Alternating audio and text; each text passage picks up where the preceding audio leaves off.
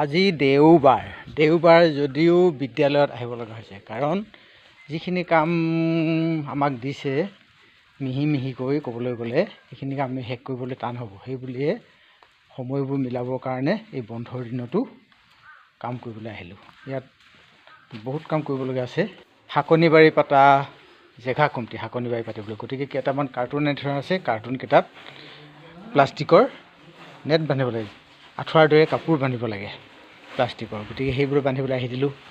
আৰু বহুতো কাম আগন্তুক আহি আছে, গুণ উৎসৱ, বন্ধু বিদ্যালয় ইত্যাদি কাৰ্যসূচীবোৰ আহি আছে। গতিকে সেই কাৰ্যসূচীবিলাক আহি থকাৰ কাৰণে কামখিনি বন্ধৰ দিনতো শেষ নকৰিলে, কামবোৰ নকৰিলে শেষ নহয়গৈ। গতিকে আজি আহিলোঁ। এইবোৰ চব কুকুৰাই খাই পেলাই দিছে।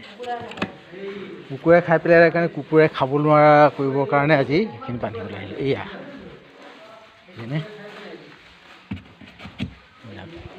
দেখোন এনেদৰে শাকনিবাৰী পাতিব লাগিব, কাৰণ বিদ্যালয়ত মাটি কমটি। গতিকে ডাঙৰ ল'ৰা ছোৱালীবিলাকো সৰু কোঠাৰ মাৰিবলৈ, দা কোঠাৰ চলাবলৈ দিগদাৰী পায়, অসুবিধা, এইবিলাক কাম কৰিব লাগে।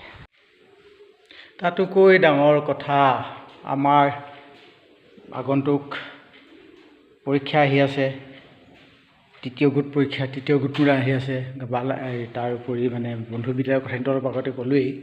তাতোকৈ আগৰ ডাঙৰ কথা হ'ল কি, এয়া আমাৰ বালা পেইণ্টিঙৰ কাৰণে টকা আহিছে। বালা পেইণ্টিঙৰ কাৰণে টকা আহিছে কাৰণে এই ৰুমটোত ৰং কৰিব লাগে। গতিকে কালি পোষ্টাৰখিনি গোটেইখিনি ফালিলোঁ, আঁতৰাই মেলি এতিয়া ইয়াত চাফা কৰি ৰং কৰিব লাগে।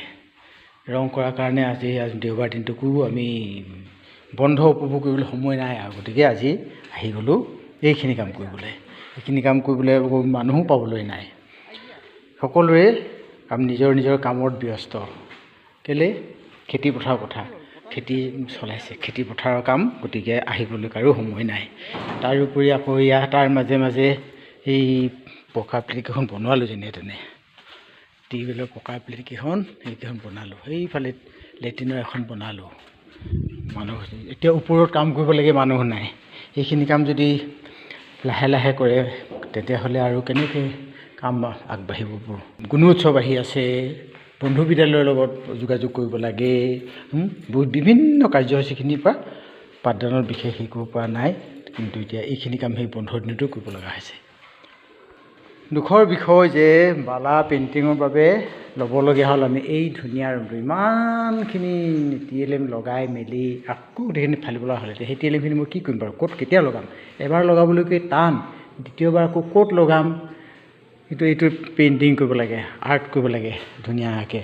আৰু ৰুমটো ল'ৰা ছোৱালী কমটিৰ বাবে এই ৰুমটো ল'বলৈ দিগদাৰ। এটাই ল'ৰাৰ কাৰণে এই ৰুমটো পেইণ্টিং কৰি কি হ'ব? এই তাতে গুদামৰ হিচাপত থ'ব লগা হৈছে। গতিকে পেইণ্টিঙৰ কাৰণে আমি সেই ৰুমটো ল'ব লগা হ'ল।